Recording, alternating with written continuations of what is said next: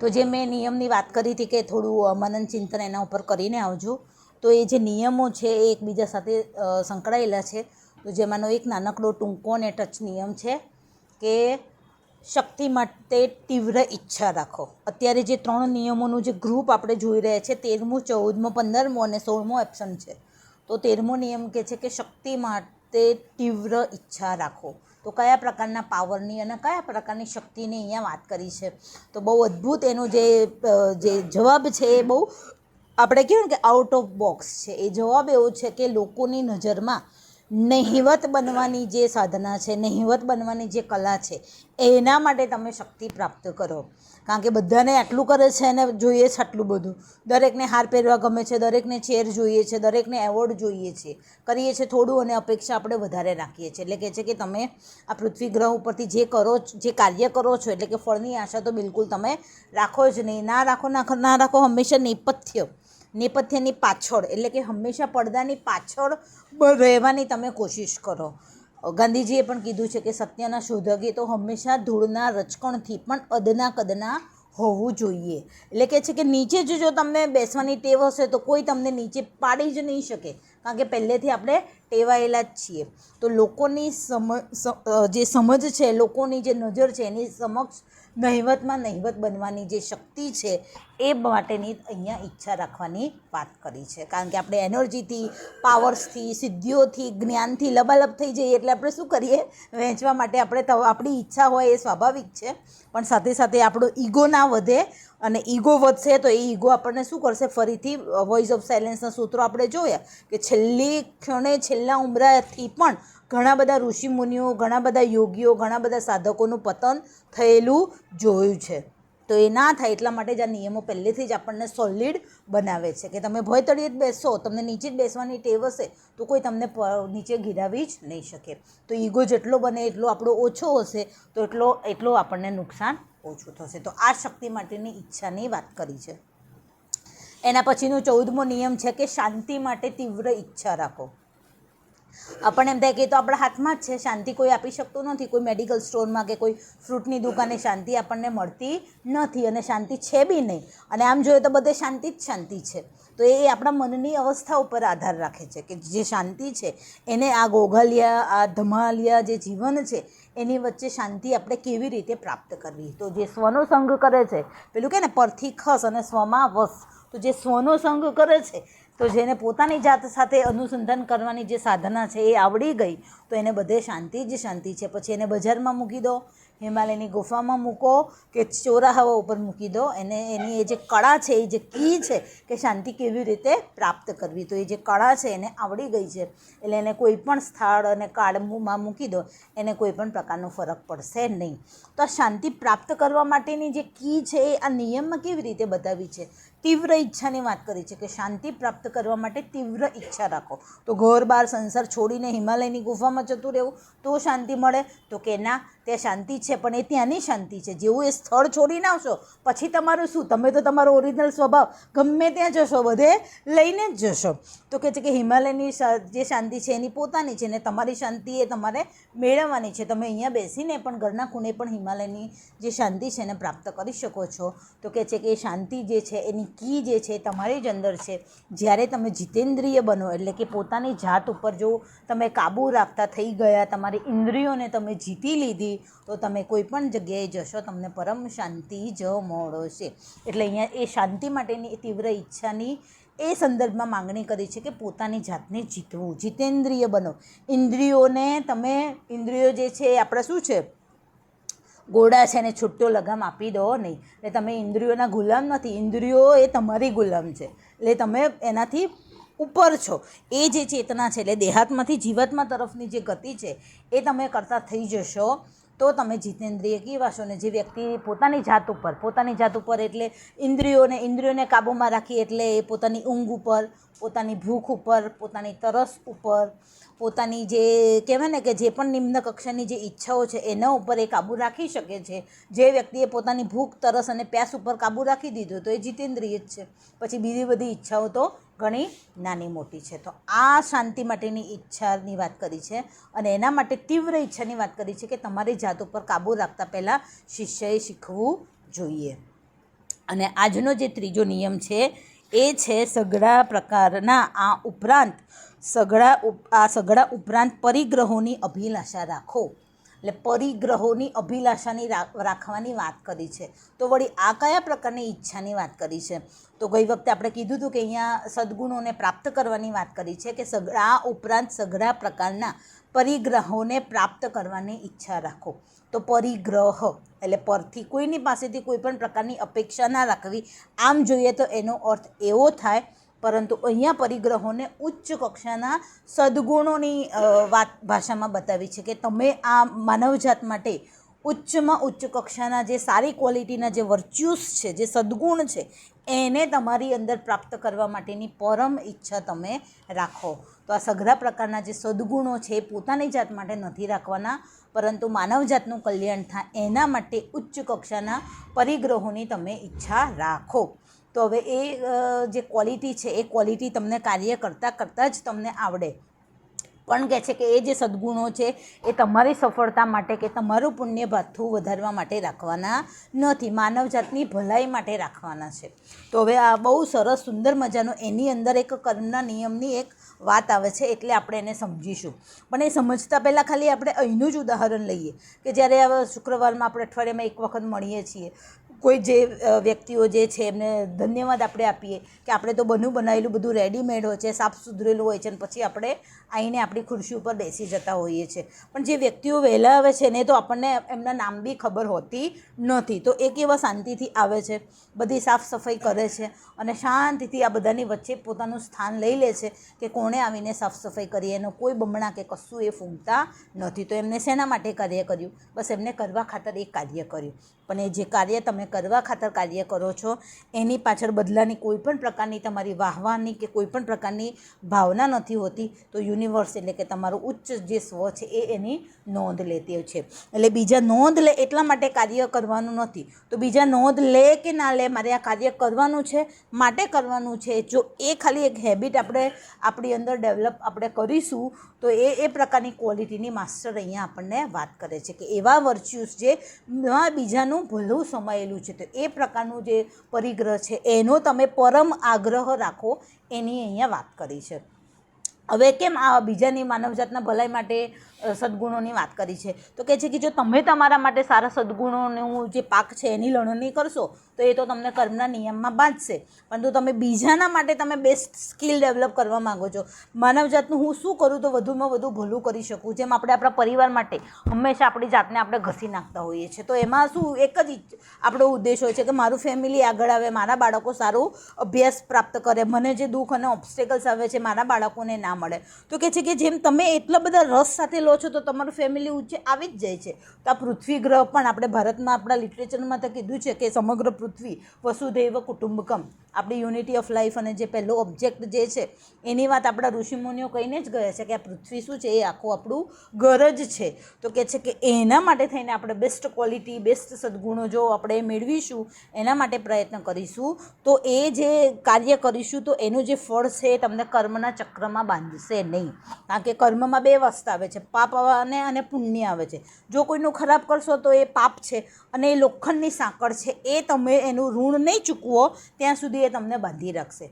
પુણ્ય કરશો તો એ સોનાની સાંકળ છે. પુણ્યના જે સારા ઉત્તમ ધન, ઉત્તમ વૈભવ, ઉત્તમ લક્ષ્મી, સારા બાળકો, સારું બેસ્ટ, સારી ચેર, સારી પદ, સારી પ્રતિષ્ઠા, તો એ જે સોનાની સાંકળ છે જે તમે આગળ વાવ્યું હતું તો એ નહીં લણો, તો પુણ્યને પણ ખતમ નહીં કરો તો તમે એ ચક્રમાંથી મુક્ત થવાના નથી. એટલે પાપ અને પુણ્યના ચક્રમાં આપણે જો મેં કર્યું એવી જો ભાવના રાખીશું તો બંને આપણને એક સોનાની સાંકળ બાંધે છે અને એક લોખંડની સાંકળ બાંધે છે બંને. તેમાંથી મુક્ત કેવી રીતે થવું, તો એની વાત જરા હું મારી જે કાલી ગયેલી જે ભાષા છે એમાં સમજાવવાની કોશિશ કરીશ કે આ જે કર્મનો નિયમ છે એને કેટલી ગહનની જે વાત છે એની વાત આ નિયમમાં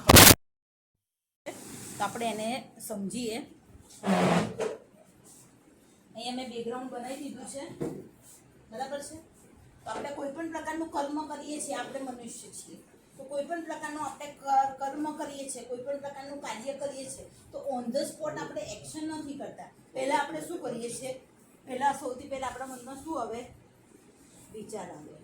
આપણો જે વિચાર છે એ બીજાને મારે આ કાર્ય કરવું છે તો બીજા સમક્ષ આપણે કેવી રીતે પહોંચાડીએ છીએ તો શબ્દોના માધ્યમથી અને બરાબર પછી શું બને છે કાર્ય બને છે વિચારને ઓબ્લિકમાં આપણે ઈચ્છા થાય છે એટલે વિચાર આવે છે વિચાર આવે છે તો ઈચ્છા થાય છે એવી રીતે પણ આપણે લઈ શકીએ છીએ તો કર્મ કાર્ય એટલે શું છે ઓબ્લિક કર્મ તો કર્મ જે શું છે વિચાર શબ્દો અને એને આપણે શું કરીએ છીએ એક્શનમાં એને પ્રેક્ટિકલી ફોર્મમાં આપણે મૂકીએ છીએ એટલે એ કર્મમાં પરિવર્તિત થાય છે એટલે અહીંયા જ્યારે આ પદ ઉપર ચાલીએ છીએ ત્યારે આપણા વિચારો એ શબ્દ અને વિચાર એ બીજા ઉપર સૌથી વધારે અસર કરે છે વિચારોથી અને શબ્દોના માધ્યમથી પેલું કહે છે ને કે તલવારના ઘણી વખતે ગારું જોઈ જાય પણ તો શબ્દોના ગારું જતા નથી હોતા અને જેમ જેમ આ માર્ગ ઉપર આપણે આગળ વધીએ છીએ એમ આપણા વિચારો છે એ બહુ સોલિડ એનર્જીવાળા બનતા હોય છે હિલિંગમાં શું હોય છે વિચારનો થોટ પાવર જ હોય છે તો વિચારના માધ્યમથી આપણે સારામાં સારું ઘરે બેઠીને પણ આ હિલિંગ આપણે કરી શકીએ છીએ કે જે આ કર્મ જે છે એ આવી રીતે ફોર્મ થતું હોય છે હવે આપણને બધાને ખબર છે કે આપણું શરીર છે દરેક જન્મમાં શું થતું હોય છે બદલાતું હોય છે સ્ત્રી સ્વરૂપે પુરુષ સ્વરૂપે જે રીતનું આપણું ડેવલપમેન્ટ હશે ને જે રીતે આપણે કર્મ કરતા જઈશું એ રીતે આપણે કોઈ એક્સ કન્ટ્રીમાં વાય કન્ટ્રીમાં આ કલ્ચરમાં આ યોનિમાં એવી રીતે જન્માંતરથી આપણી ગતિ આપણે કરીએ છીએ પરંતુ આપણી અંદરનો એક જે સ્પાર્ક છે જેને આપણે કહીએ છીએ આત્મા તો આપણે આત્મા જે છે કોમન રહે છે શરીરરૂપી વસ્ત્રો છે દરેક જન્મમાં આપણે શું કરીએ છીએ બદલી દઈએ છીએ એટલે આપણી અંદરનો જે સ્પાર્ક છે એ આ આપણે કહીએ કે આપણે કોણ છીએ તો આપણે શરીર નથી આપણે શું છે એ હૃદય ચક્રમાં સ્થિત એ ઈશ્વરનો અંશ છે અને એની ચેતના છે આપણા આખા શરીરમાં શું હોય છે વ્યાપ્ત હોય છે જેને આપણે સિક્રેટ ડોક્ટ્રીનમાં ફોહાત કહીએ છીએ એ જ્યાં સુધી એના કેન્દ્રમાં રહે છે ત્યાં સુધી એની ચેતના કોન્શિયસનેસ છે આખા શરીરમાં વ્યાપ્ત રહે છે અને પછી એ રિફ્લેક્ટ થાય છે અલગ અલગ ઇન્દ્રિયોના માધ્યમથી અને એટલે પછી આપણે ખાઈએ છીએ સૂઈએ છીએ સાંભળીએ છીએ બોલીએ છીએ અને આપણે એક્શન કરી શકીએ છીએ તો એ કોન્શિયસનેસનો અંશ મૃત્યુ સમયે બહાર નીકળી જાય છે એટલે ખાવા પીવાનું બોલવાની બધી ક્રિયાઓ શું થઈ જાય છે સૂતેલી અવસ્થામાં જાય છે તો એ ફુવાદની જે શક્તિ છે એ બધાને શું કરે છે ગતિ આપે છે અને ઇન્દ્રિયો અને શરીર શું છે એનું માધ્યમ છે એટલે દરેક જન્મમાં આ શરીરરૂપી વસ્ત્ર બદલાય છે પણ ઈશ્વરનો જે કોન્શિયસનેસનો અંશ જ્યાંથી આપણે મિનરલમાંથી આપણે પ્લાન્ટેશનમાં આવે પ્લાન્ટમાંથી આપણે પ્રાણીઓનીમાં અને પ્રાણીઓનીમાંથી મનુષ્યોનીમાં આવ્યા ત્યારે આપણું કોન્શિયસનેસ છે એ અલગ પડી ગયું હવે આપણા જે વિકાસની ચાવી છે એ આપણા હાથમાં આવી ગઈ છે તો આ રીતે આપણું જીવન તરંગ અહીંયા સુધી આપણે પહોંચીએ છીએ હવે આપણે જે વિચાર કરીએ છીએ જે શબ્દ બોલીએ છીએ જે કાર્ય કરીએ છીએ તો કહે છે કે કર્મની અને કાર્યની કોઈ પણ તમે કર્મ કરશો તો એની અસર ભૂસાતી નથી કર્મ તમને જેમ વાછરડું છે 1000 ગાયો હશે પણ વાછરડાને છોડી દો ભૂખ્યું તરશું એની માની આગળ જઈને એ ઊભું રહેશે તો જેમ 1000 વાછરડોની વચ્ચે લાખો વાછરડાની વચ્ચે એનું વાછરડું છે એ એની માને ઓળખી જ લે છે એવી રીતે કર્મ છે તમે ભલે સારું કાર્ય કરશો કે ખરાબ કાર્ય કરશો આ જન્મમાં પહેલા જન્મમાં જન્માંતર પછી પણ એ તમને ઓળખી જ લેશે કારણ કે શરીરને નથી ઓળખતું એ આને ઓળખે છે એટલે કર્મ છે એનું ફળ તો તમને સુનર ઓર લેટર મળે છે તો આ બધાની અસર કેવી રીતે થાય છે આપણે કહીએ કે સારું કર્મના આપણા પાછળ કેટલા ડુંગરો ખડકાયેલા છે આ બધા પહાડ છે તો કર્મના તો ડુંગરો ખડકાયેલા છે તો કહે છે કે તમે જ્યારે શબ્દ અને ઈચ્છા અને વિચાર કરો છો ને ત્યારે એક તરંગ બને છે મેં કોઈ શબ્દ કર્યો અથવા કોઈ શબ્દ હું બોલી અથવા મેં કોઈ વિચાર કર્યો તમે કોઈ વિચાર કર્યો તો એ આપણા શરીરની આજુબાજુ ફરે છે જેવી રીતે એક શાંત સરોવર છે તો એક નાનું બાળક પથ્થર નાખે છે એક ટ્રેન વ્યક્તિ સ્પોર્ટ્સમાં છે એ પથ્થર નાખે છે આપણે બિન અનુભવી છે આપણે પથ્થર નાખીએ છીએ બધાની ગતિ અંદર અલગ અલગ જગ્યાએ રહે છે અને જેટલા ફોર્સથી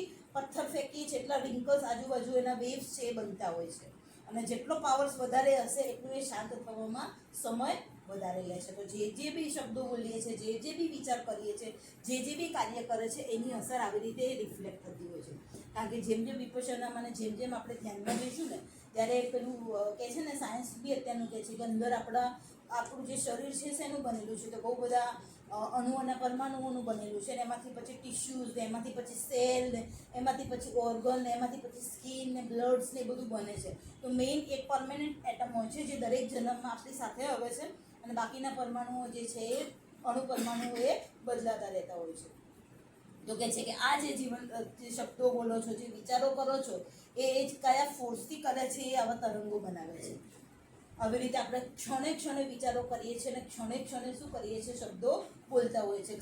રાતે સૂતા પણ આપણા વિચારોનું જે છે, ઇવન શરીર સૂઈ જાય છે ત્યારે સપનાના માધ્યમથી પણ આપણા વિચારોની ગતિ તો ચાલુ જ હોય છે. 8 કલાકની ઊંઘમાં હાર્ડલી થોડી મિનિટો આપણે આલ્ફા લેવલમાં થીટા લેવલમાં જતા હોઈએ છીએ અને એ જ આપણી સાચી ઊંઘ હોય છે ને એ જ આપણને સવારે પરમ તાજા કરીને આપણે ઉઠાડે છે. તો આવા અનેક આવા 7-7-7નું ચક્ર હોય છે.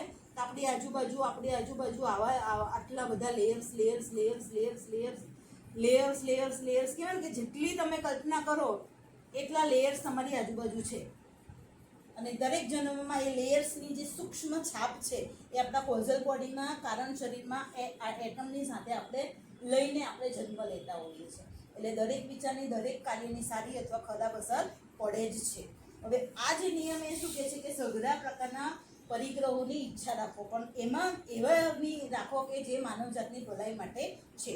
તો હવે જે અવતારી પુરુષો છે, જેમ કે આમાંથી આ વ્યક્તિ છે, એ વ્યક્તિ પરમ મહાત્મા કૃષ્ણમૂર્તિને માની લો કે આ કૃષ્ણમૂર્તિ છે, એ કે મેડમ બ્લેવેટ્સ્કી છે કે પરમ જીવનમુક્ત અવસ્થાએ પહોંચી ગયા છે. તો હવે એમને પોતાના માટે કશું મેળવવાનું હોતું નથી. તો એ પણ શબ્દ અને એ પણ વિચાર કરે છે અને એ બી ઈચ્છા કરે છે કે જેમાં માનવજાતની ભલાઈ સંકળાયેલી છે.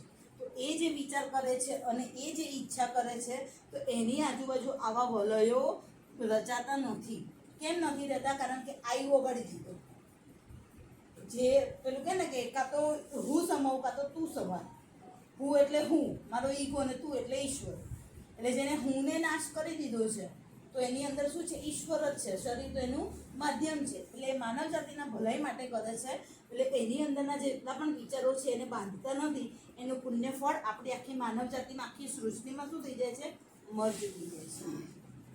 એટલે પોતાના માટે કશું વિચારતા નથી, એટલે એ વિચાર એને બાંધતો નથી. અને આપણે શું કરીએ છીએ? ઢંગ ઢાળા વિનાના વિચાર્યા વગરના વિચારો કરીએ છીએ અને એ જ આપણને શું કરે છે? બાંધે છે જન્મ જન્માંતર.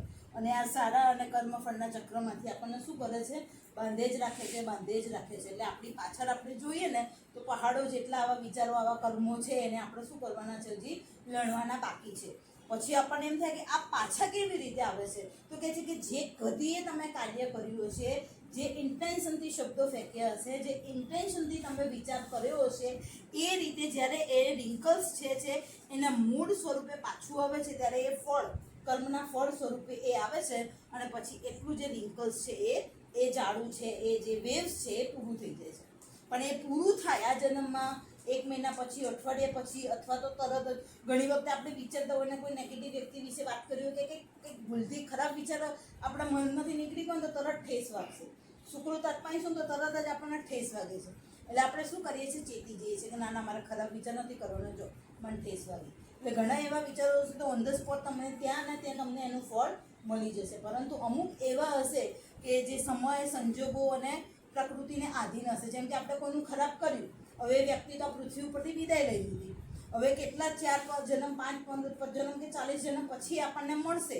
તો ઋણ એનો સમય પૂરો થશે, એટલે એ ચક્ર પૂરું થશે, પછી જ એમાંથી તમે શું થશો? મુક્ત થઈશો. એટલે આ રીતે કર્મનો નિયમ છે એ આપણને શબ્દોના માધ્યમથી, વિચારના માધ્યમથી આપણી જ આજુબાજુ સૂક્ષ્મ મેગ્નેટ સ્વરૂપે, વિચાર તરંગો સ્વરૂપે આવે છે. અને જેટલી ઇન્ટેન્શન્સથી તમને કર્યું હશે એ ઇન્ટેન્શન્સ પાછા મૂળ કેન્દ્રમાં રિફ્લેક્ટ થાય છે અને પછી એ પૂરું થાય છે. પછી તમે એમાંથી મુક્ત થાવ છો. પણ એકમાંથી મુક્ત થાવ, એક કર્મફળમાંથી, ત્યાં સુધી તો બીજા હજારો લાખો વેવ્સ આપણે આપણી આજુબાજુ આવા વાવી દીધા હોય છે. એટલે આ કર્મનું શું છે? બધું આખું ચાલુ છે. તો જ્યારે આમાંથી આપણે ગમે તે સ્વરૂપે યોગના માધ્યમથી, કુંડલીના માધ્યમથી, ગુરુની કૃપાથી, પુણ્યથી, આપણા વિલ પેવરથી જ્યારે મુક્ત બની જઈએ છીએ ત્યારે આખો ખેલ પ્રકૃતિનો આપણને સમજમાં આવી જાય છે. અને પછી ઈશ્વર સ્વયં ગીતામાં પણ કીધું છે કે અર્જુન, હું આ પૃથ્વી ઉપર એક ક્ષણ પણ કર્મ કર્યા વગર રહેતો નથી. પરંતુ એ નિષ્કર્મની વાત કરે છે કે એ જે કર્મફળ છે મને બાંધતું નથી, કારણ કે પોતાના માટે કરતા જ નથી. એટલે એ જ્યારે વિચાર અને શબ્દથી કોઈનું કલ્યાણ કરે છે ત્યારે એ જે વિચાર શબ્દ છે આખી માનવજાતને, આખા પૃથ્વી ગ્રહને ઢાંકી લે છે. એ એમનું ફળ એમને બાંધતું નથી. તો આપણે પણ ધીમે ધીમે આ પ્રકારની જો હેબિટ પાડીએ તો ધીમે ધીમે આ ચક્રો જે છે, આ વેવ્સ છે કર્મના, એ વેવ શું થશે? ધીમે ધીમે ઓછા થશે. આપણે હળકા બનતા જઈશું. જેમ જેમ પહાડ ઉપર ચડવું હશે એમ સામાનને શું કરવો પડશે? બગલ થેલાઓનો, પાણીની બોટલ, વધારાના નાસ્તા, કપડાં શું કરવા પડે? નીચે નાખવા પડે. કારણ કે આપણે પોતાને શરીરને પણ ઊંચકી નથી શકતા. જેમ જેમ પહાડની ટોચ ઉપર જઈએ એમ ઓક્સિજન ઓછો થતો જાય તો આપણને એમ થાય કે બસ આપણે પહોંચી જઈએ તો બી બહુ છે. તો આપણે જેમ સામાન નીચે નાખીએ છીએ એમ જેમ જેમ કર્મોના જાળા ઓછા થતા જશે એમ સારા માર્ગો આપણને મળતા જશે. તો આ સંદર્ભમાં કર્મનો નિયમ છે. એટલે હવે આપણે જ્યારે પણ વિચાર કરીએ ત્યારે સારો વિચાર કરીએ, અને આપણા માટે નહીં, બીજાના માટે. અને એટલા માટે ભગવાન બુદ્ધ જે છે એ ભગવાન બુદ્ધે એના શિષ્યોને એક હેબિટ નાખી હતી કે જ્યારે પણ તમે રાત્રિએ ધ્યાન કરો ત્યારે દિવસ દરમિયાન તમે જે બી કાર્ય કર્યું છે, ઇવન એ જે ધ્યાન છે એનું જે બી ફળ છે, તો એ ફળ છે એ પૃથ્વીના જે મનુષ્યો છે, જે પ્રાણી માત્ર છે, એને જ્યાં જરૂર છે તમારા વિચારોની એ ત્યાં જાય. એટલે એનું ફળ પણ શિષ્યને ભગવાન બુદ્ધ છે ભોગવવા નથી દેતા. તો આપણે પણ જે પણ કરીએ, એટલે કે માસ્ટર્સમાં આપણા માસ્ટર્સ લેટર્સમાં લખ્યું છે કે એના નામે તમે કાર્ય કરો. એના નામે એટલે આ પરમ સુપ્રીમ જે અલ્ટિમેટ જે કોન્શિયસનેસ છે, જેનો અંશ આપણી અંદર છે, તો એના નામે જો આપણે કાર્ય કરીશું તો કશું આપણને આવી રીતે બાંધશે નહીં. કારણ કે આપણે જો આપણા ફળની પણ અપેક્ષા રાખીશું તો એ સોનાની સાંકળ બનીને આપણને શું કરશે?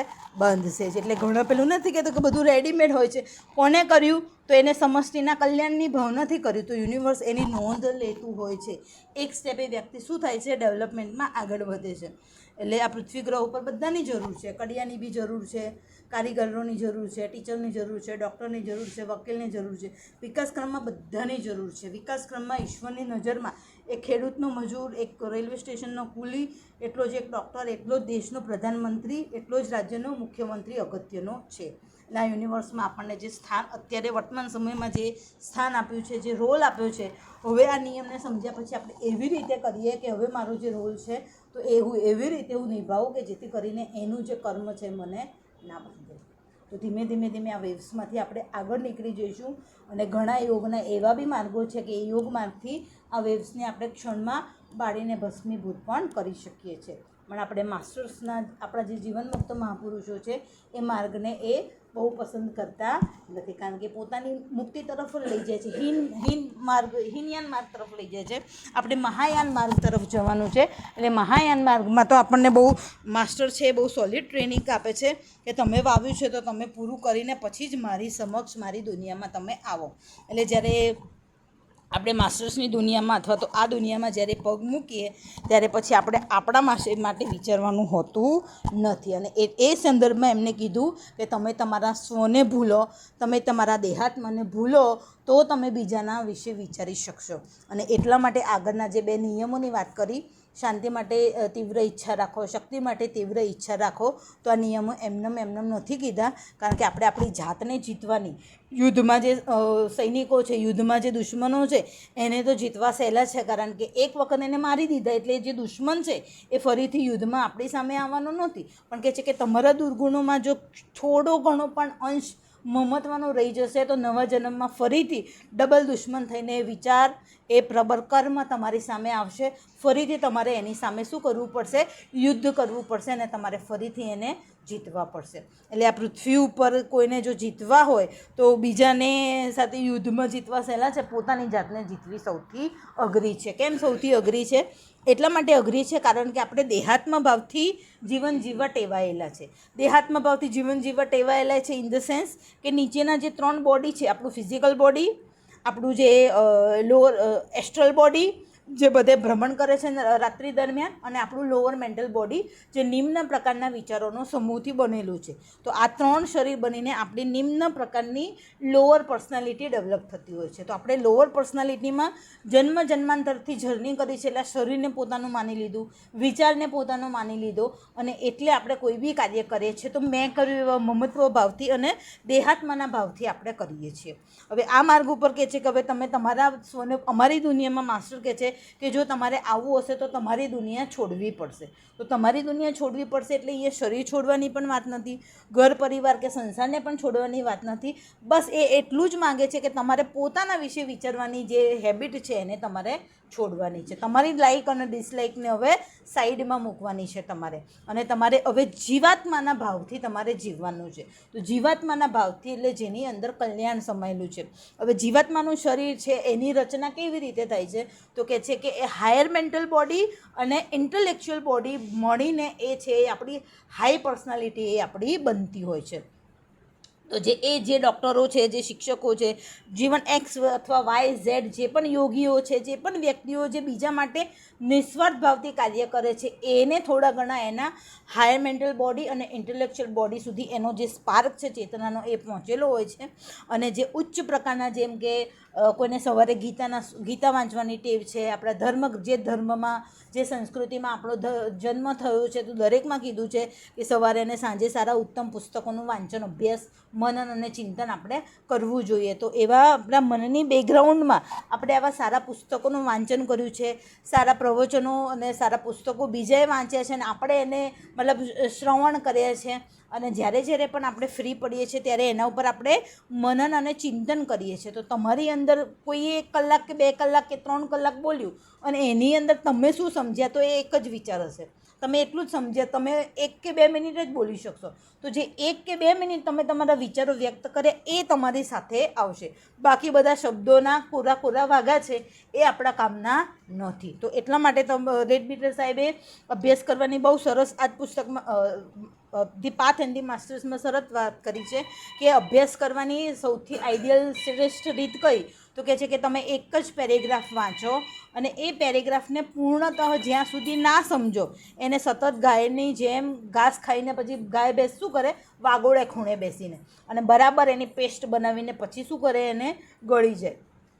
તે ઉત્તમ દૂધમાં એ કન્વર્ટ થતી હોય છે. તો કહે છે કે એક જ પેરેગ્રાફ કે એક જ પેજ કે એક જ પ્રકરણ વાંચો અને પછી એના ઉપર તમે સતત ફોકસ કરો, એટલે આપણી એકાગ્રતા પણ વધશે. ઇન્દ્રિયો અહીંયા ભટકે છે તો જે એનર્જી ડિપ્લીટ થાય છે એ બી બંધ થઈ જશે, અને એનું જે સાર તત્વ છે એ જે જગ્યાએ આપણે ઊભા હઈશું એ લેવલે આપણને એ સમજાશે, અને એ આપણી જે સમજણ છે એ આપણને મુક્તિની માર્ગ તરફ આગળ લઈ જશે. કારણ કે આ જે પુસ્તકના જે નિયમો છે તો એના 7 અર્થ આ પૃથ્વી ઉપર સંભવ છે. એટલે હું જે સમજી, બીજા કોઈ સમજ્યા, તો આપણે એક સાથે વિચારોનું શેરિંગ કરીએ તો એક જ નિયમના ઘણા બધા અર્થો છે એ આપણને સમજણમાં આવી શકે છે. આને બીજા 2 વર્ષ પછી ફરીથી લઈએ, બીજું કોઈ વ્યક્તિ લે તો એના કંઈક બીજા જ વિચારો હશે. તો દરેક વ્યક્તિના વિચારો એ ઉત્તમ વિચારો છે જો આપણે એને શેર કરીએ તો. એટલે આવા નિયમો છે, આવા પુસ્તકો છે, એનું આપણે શું કરવું જોઈએ, વાંચન કરવાની ટેવ ચોક્કસ રાખવી જ જોઈએ. તો સારામાં સારું આપણે છે એ આપણા જીવાત્માને આપણે શું કરીશું, ડેવલપ કરીશું. કારણ કે આપણા 7 બોડીને આપણે શું કરવાના છે, ડેવલપ કરવાનું છે. 7મું જે એટમિક બોડી છે, જે અંગૂઠા જેટલું જ એનું શરીર છે, અને જ્યાં ચેતનાનો પરમ સ્પાર્ક છે એ ત્યાં રહે છે. 7મા શરીરમાં એ ચેતનાનો પરમ સ્પાર્ક એ રહેતો હોય છે. તો ત્યાં તો આપણે મ્યુટેશન જમ્પ છે 6 બોડી સુધી, આપણે કોઝલ બોડીમાં પણ આપણા જન્માંતરના છે ઇમ્પ્રેશન્સ એમાં સમાયેલી છે. તો આપણે 5 શરીર સુધી જ આપણે ડેવલપમેન્ટ કરવાનું છે. હાઈલી આપણે ઇન્ટેલેક્ચ્યુઅલ સુધી અને સ્પિરિચ્યુઅલ બોડી સુધી જ આપણે ડેવલપમેન્ટ કરવાનું છે. તો ઇન્ટેલેક્ચ્યુઅલ બોડી સુધી ડેવલપમેન્ટ કરવા માટે શું કરવું પડે, રિસર્ચના ફિલ્ડમાં કોઈ હશે, સાયન્ટિસ્ટ હશે, તો બાય ડિફોલ્ટ એનું બોડી છે એ ધીમે ધીમે ડેવલપ થતું હોય છે. તો આપણે પણ જો આવા વિચારો છે, આવી કહેવતો છે, આવા શ્લોક છે, એના ઉપર આપણે શું સમજીએ, સતત વિચારોને વાગોળતા રહીશું ને તો આપણું ઇન્ટેલેક્ચ્યુઅલ જે બોડી છે એ ડેવલપ ચોક્કસ થશે જ થશે. એટલે આપણે એના ઉપર શું સમજીએ, એના ઉપર સતત જો ફોકસ કરીશું અને પછી આપણે શું કરીશું, સત્સંગ, એટલે મને જે વિચાર આવ્યા, મને જે સારું લાગ્યું, મેં જે લખ્યું છે એ બીજા સાથે શેર કરીશું, એ સત્સંગ. અને સત્સંગ છે એ સત્સંગમાં જે ગાળેલો સમય છે એ જ તમારો સાચો દિવ્ય ડેવલપમેન્ટનો સમય છે. તો કહે છે કે જે મળે છે એ બીજાને તમે વહેંચતા જાઓ. સત્સંગના માધ્યમથી વહેંચી શકો છો, સેવાના માધ્યમથી પણ આપણે એને વહેંચી શકીએ છીએ. તો આ બધા જે વેવ્સ છે ધીમે ધીમે વેવ્સમાંથી શું કરીશું, આપણે ધીમે ધીમે બહાર આવીશું. બાકી આ જન્મે કે આવતા જન્મે આ બધા જે કર્મના જાડા આપણે જ વાયા છે ને આપણે જ એને શું કરવાના છે, સાફ કરવાના છે. આપણે આપણા ઘરને ગંદુ બનાવી દઈએ છીએ અને આપણે જ પછી શું કરીએ છીએ, એને સાફ કરીએ છીએ. બીજા ગમે એટલા નોકર રાખીએ છીએ, આપણને ક્યારેય લેડીઝને સંતોષ થાય છે, નથી થતો. તો પછી એમ થાય કે એના કરતાં જાતે જ કરવું, પેલું કે હૈયું બાળવા કરતાં હાથ બાળવા વધારે સારા. તો આપણે જ કર્મો વાયા છે તો આપણે જ એને લણવાના છે. તો એટલીસ્ટ હવે સાયકલને ધીમી તો પાડી શકીએ. મમત્વ રાખીને કાર્ય ના કરીએ પણ બીજાના કલ્યાણ માટે કરીએ તો આ ડેવલપમેન્ટ પહેલાં તો મારે કોઈને 2 રૂપિયા આપવા છે તો મારી પાસે 10 રૂપિયા હશે તો 2 રૂપિયા આપીશ. તો પહેલાં તો વેલ્થ કોની પાસે આવશે? મારી પાસે. તો હું સમૃદ્ધ બનીશ, તો બીજાને સમૃદ્ધ આપણે બનાવી શકીશું. તો આપણે સારું બીજાને ત્યારે આપી શકીશું. બાય ડિફોલ્ટ આપણી પાસે સારા બનતા જઈશું. એટલે બાય રિઝલ્ટ તમે સારા બનતા જશો એમ તમારું દિવ્યાત્મા છે, સૂત્ર આત્મા છે, જીવ આત્મા છે, દેહ આત્મા છે, એ શું થશે? ડેવલપ થતો જશે. અને છેલ્લે જીવાત્માને ડેવલપ કર્યા પછી આપણે પાછું પહોંચવાનું છે શુદ્ધ આત્મા તરફ. અને પછી આપણી જીવન મુક્ત મહાપુરુષોની જે માર્ગ છે, એની જે ગતિ છે, એની જે દીક્ષાઓ છે, એ બધી હાઈ લેવલે છે. એનું ક્યાંય વર્ણન આ પુસ્તકોમાં જોવા મળતું નથી. તો શુદ્ધ આત્મા સુધીની જે પહોંચવાની જે જર્નીની વાત છે એ પાછી ઓકલ્ટ છે. એ ગુરુ એના લેવલ પામેલા શિષ્યને જ એ સમજાવી શકે છે. આપણે જોઈએ છે કે કૃષ્ણમૂર્તિને બધા નથી સમજી શકતા. એ લેવલે જે પહોંચ્યા હશે એ ફટ દઈને નાના બાળકની જેમ શીરો જેમ ચાવવો નથી પડતો. શીરાને આપણે શું કરીએ છીએ? ચાવતા નથી, ગળી જ જતા હોઈએ છીએ મોટા ભાગે. તો એ શીરા જેવી વાત એમની સહેલી જ છે. પણ એ લેવલે જો કોઈ વ્યક્તિ હશે તો એને સમજાઈ જશે.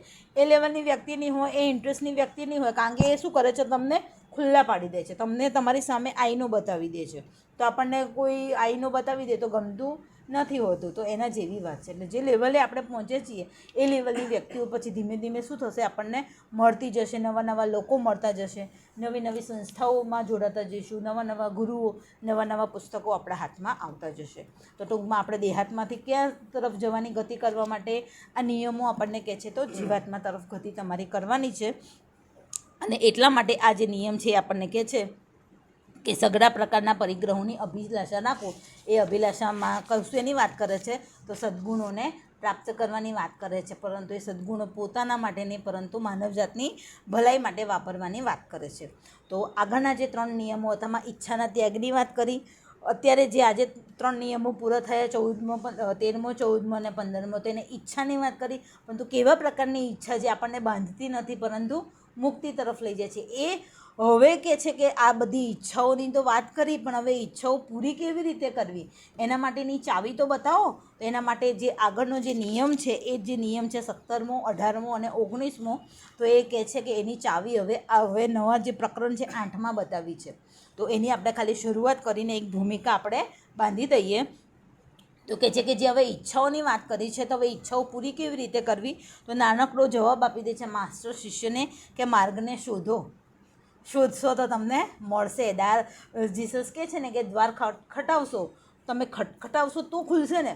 કોઈના ઘરે તમે જાઓ છો અને બસ ખાલી પુતળાની જેમ ઊભા રહેશો તો?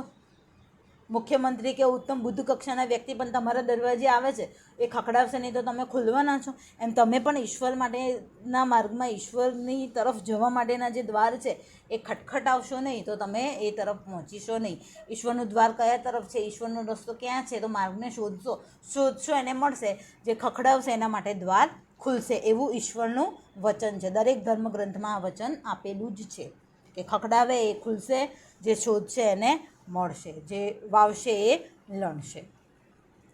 તો કયા પ્રકારના માર્ગની વાત કરી છે? તો આપણે સરસ મજાનું જોઈ લઈએ કે આ 4 શબ્દો કદાચ એકલા અટુલા ઉભવા માટે નબળા પાત્રા લાગશે.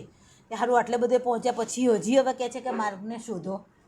તો કહે છે કે એકલા શિષ્ય કદાચ કહેશે કે મારે આ વિચારોનો અભ્યાસ કરવો જરૂરી છે. શું મેં હજી સુધી માર્ગને શોધી નથી કાઢ્યો? શિષ્ય પોતાને જ આ સવાલ કરે છે કે શું હજી સુધી મેં માર્ગને નથી શોધ્યો? કે ગુરુદેવ કહે છે કે માર્ગને શોધો. તો કહે છે કે છતાં તમે ઉતાવળ કરીને આગળ વધશો નહીં. થોભો અને થોડો વખત વિચાર કરો કે તમે માર્ગને ખાતર જ માર્ગને શોધવા ઈચ્છો છો કે પછી જે મહાન શિખરો ઉપર તમે પહોંચવા ધારો છો અને જે મહાન ભવિષ્ય તમારા માટે ખડું છે તેનો ઝાંખો ખ્યાલ તમારી નજર સમક્ષ છે. તો સાવધાન બનજો. માર્ગને ખાતર જ માર્ગને શોધવાનો છે, તમે એના ઉપર ચાલવાના છો એ ખાતર નહીં. એટલે કહે છે કે બસ પેલું કહે ને કે કાર્ય કરવા ખાતર કરો તો એ તમને બાંધશે નહીં. તો માર્ગ ઉપર તમે ચાલવાના છો. માર્ગ ઉપર જો આપણે ચાલવાના હઈશું તો આપણું એક ડેસ્ટિની, એક ક્લેરિટી હશે કે મારે આ જગ્યાએ પહોંચવાનું છે, માટે મેં આ માર્ગને પસંદ કર્યો છે અને મેં ચાલવાની શરૂઆત કરી. પછી જે વ્હીકલ આપણને મળ્યું છે એની આપણે શું કરીએ છીએ? આ શરીરો શું છે? આપણા વ્હીકલો છે, એની આપણે શું કરીએ છીએ? લિફ્ટ લઈએ છીએ. તો કહે છે કે એવું રખીને તમે ભૂલથી પણ વિચારતા નહીં. બસ મારે ચાલવાનું છે, માટે આ માર્ગ ઉપર ચાલું છું. જો તમારું જે ભવિષ્ય છે, આપણા બધાનું ભવિષ્ય સુવર્ણ છે. કયું આપણા બધાનું સુવર્ણ ભવિષ્ય છે? તો કે આપણે બધા પરમ ચેતનાનો અંશ છીએ અને એક સમય એવો આવશે કે એ અંશ હું જ છું એનું રિયલાઇઝેશન્સ આપણને બધાને થશે અને આપણે એ અંશમાં મર્જ થઈ જઈશું. એ બધું આપણું શું છે? ડેસ્ટિની છે. માનવ જગતની ડેસ્ટિની એ છે કે આપણે ઈશ્વરનો અંશ નહીં, આપણે જ ઈશ્વર છીએ. છેલ્લા નિયમોમાં ઉત્તમ કક્ષાના આ જે મેં અત્યારે કીધું એ વાત આવશે કે તમે પોતે જ ઈશ્વર, અંશ નહીં, તમે પોતે જ એ છો. તમે પોતે જ એ છો. એ રિયલાઇઝેશન્સ આવશે. એ તો એ ભવિષ્ય આપણને ખબર છે ને. હું હવે જલ્દીમાં જલ્દી ઈશ્વર બની જાઉં કે ઈશ્વર તરફની ગતિ કરી લઉં ને બીજા બધાનું જે થવું એ થાય, તો કહે છે કે એ ભાવનાથી તમે માર્ગને શોધશો તો માર્ગ તમને મળશે નહીં. હિમાલયમાં અને આપણા ગુજરાતના ગિરનારમાં એવી ઘણી બધી જગ્યાઓ છે કે એના જે લાયક સાધકો હોય છે એને દેખાય છે કે અહીંયા પહાડ છે, પણ એને તો દ્વાર દેખાય છે અને એમાં પગ મૂકે છે ને જતા રહે છે. અને આપણા જેવો જે ચર્મચક્ષુથી જે જીવનને જીવવા માટે ટેવાયેલો છે તો એ ત્યાં જશો તો એને ઝાડી ઝાખરા અને પહાડ ને પથ્થરા ને એવા બધું જ દેખાશે. તો માર્ગ અહીંયા છે જ, પણ આપણે જો લાયકાત મેળવીશું તો એ માર્ગ જેમ યોગીને દેખાય છે, ઉપયોગી વ્યક્તિને દેખાય છે, એમ આપણને પણ દેખાશે. અને માર્ગ છે એ ક્યાં એના આટાપાટા છે, એ આકાશમાં પણ નથી, પૃથ્વીમાં પણ નથી, વાયુ તત્વમાં પણ નથી, આપણી અંદરના હૃદય કેન્દ્રમાં એનો માર્ગ છે અને એને શોધવાનો છે. અને માર્ગ કોઈ ડેસ્ટિની ઉપર પહોંચવા માટે માર્ગ શોધીને ચાલવાનું નથી, પણ માર્ગને ખાતર જો તમે માર્ગ શોધશો તો માર્ગ સદા તમારા માટે ઉપલબ્ધ છે જ. સદા કાળ, સદા હંમેશા માટે ઉપલબ્ધ છે જ. તો કહે છે કે માર્ગને શોધશો પણ કોઈ ડેસ્ટિની પોઈન્ટ ઉપર પહોંચવા માટે તમે શોધતા નહીં. હવે કેમ આવું કીધું છે? તો એનો સુંદર જવાબ એ પછીના પ્રવચનમાં આપે છે કે દેહાત્મા ભાવ દ્વારા પહોંચવાનો માર્ગ બાજુ ઉપર અહીં આપણે મૂકવાનો છે. એટલે હું ગતિ કરું છું એ હુંપણાનો જે ભાવ છે એને બાજુએ ઉપર મૂકવાનું છે અને જીવાત્માના દૃષ્ટિબિંદુથી કાર્ય કરવાનું છે. અને એમ કરવું એ જ માર્ગની સાચી શોધ છે. એટલે હું મારા માટે માર્ગ શોધતો નથી, પરંતુ સમગ્ર માનવજાતની ભલાઈ માટે હું માર્ગ શોધું છું. તો એ કહે છે કે સાચી એ એની શોધ છે. જો આપણે આવું બધું જો આપણા જે આગળના સાયન્ટિસ્ટો થઈ ગયા કે જેને એટલી બધી ટેકનોલોજી, વિજ્ઞાનની એટલી બધી શોધખોળો કરી અને માનવજાતના જીવનને રાજાશાહી જેવું બનાવી દીધું. જેમ પુરાના જમાનામાં જે રાજા મહારાજાઓ જે ઐશ્વર્ય અને જે આનંદ ભોગવતા હતા એ સામાન્ય મનુષ્ય માટે પણ સુલભ છે. તો જો એ લોકોએ કોપીરાઇટ્સ લઈ લીધો હોત તો એમના જે પરિવારવાળા અત્યારે કેટલા બધા સમૃદ્ધ થઈ ગયા હોત. પણ એમને જેટલી પણ શોધખોળો કરી વિજ્ઞાનને, અગ્નિની શોધ કરી, અગ્નિને ચક્રની શોધ કરી, વિદ્યુતની શોધ કરી, આટલા બધા જે મશીનો ચાલે છે ઇલેક્ટ્રિસિટીથી, તો એ બધી શોધ કરી તો ક્યાંય એમને એમની પેટર્નને ક્યાંય રજિસ્ટર કરાવી નહીં. નહીંતર એમના જે ફેમિલીસના મેમ્બર્સ હતા એ મિલેનિયન ને ટ્રિલિનિયન અત્યારે બની ગયા હોત. પણ એમને શોધની ખાતર શોધ કરી. થોમસ આલ્વા એડિસને ક્યાંય એને જે બલ્બની શોધ કરી તો એની પેટર્નને ક્યાંય એને રજિસ્ટર કરાવી નહોતી. મેલેરિયાનું જે રસીના જે શોધક હતા એને ક્યાંય એની મેલેરિયાની રસીની પેટર્ન એને બનાવી નહોતી. ને મેલેરિયા છે, પોલિયો છે, એવા કેટલા બધા ડિઝીઝ છે એ અત્યારે આપણામાંથી અદૃશ્ય ધીમે ધીમે થઈ રહ્યા છે. તો એ લોકો બસ કરવા ખાતર કરે છે કે જેથી કરીને માનવજાતનું ભલું થાય. તો એ આપણા માર્ગમાંથી શું કરે છે? ઓબ્સ્ટેકલને દૂર કરવા પ્રયત્ન કરે છે. તો એ સાચી શોધ છે. એવું ક્યારેય ના વિચારતા કે યોગી વ્યક્તિ જ મુક્તિને પ્રાપ્ત કરે.